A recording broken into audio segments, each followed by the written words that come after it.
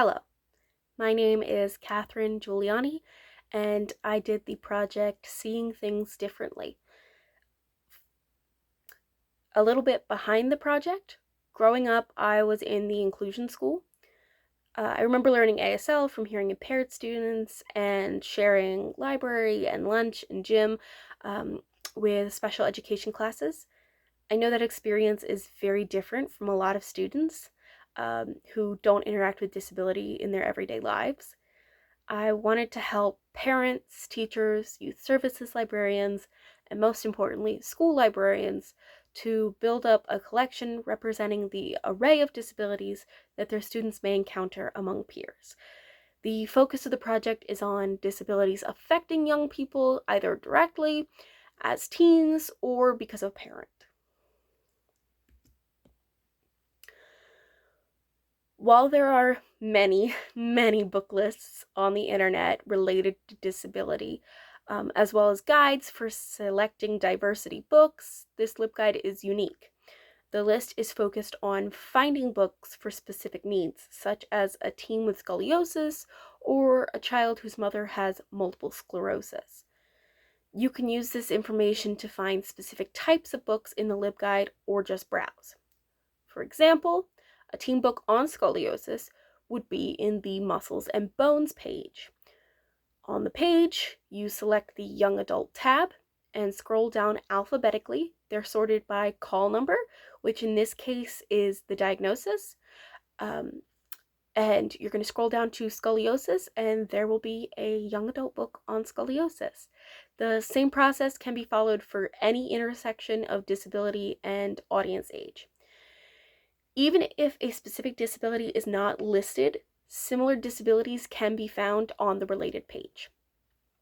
Other features include definitions of disabilities, organization links, and a bibliography for further exploration. I believe this LibGuide will serve as a collection development resource for school librarians into the near future. Once this resource begins to age, I hope it will continue functioning as an example and template for other children's disability book curations. I was able to learn a lot about the process of diversifying a collection. While I had done collection development tasks and policy creation within the MI program, I hadn't needed to research books for a specific diversity-oriented topic. I gained experience in searching for previous curations, sifting through all sorts of reviews, and digging through aggregator tags, including everything from Goodreads to Library Thing, and all of the wonderful resources in between. I was surprised to find that so many recently published books featured disabled characters. I'm hoping this trend continues.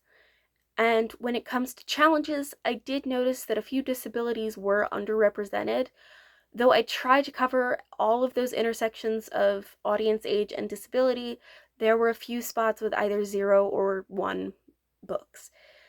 In contrast, the mental health or mind section had to be narrowed down quite a bit. I tried to focus on more recent titles, kind of assuming that older works were already in the collections, or at least on the radar of librarians. My wish is that there will continue to be more resources like mine every so many years. The lists are an excellent step in the right direction, but I specifically hope to see more structured options like this LibGuide. I would also love to see more books featuring disabilities, especially physical disabilities like muscular dystrophy, congenital heart disease, sickle cell, and spina bifida, because there just tends to be some categories that are lacking. And before I finish my recording, I wanted to take a brief moment to express my gratitude for the donors and committee for the Beverly E. Schoen Fellowship, and thank our advisor, Dr. Brenda Boyer, for her guidance and support. Thank you all so much, and it has been a pleasure working on this project. Thank you.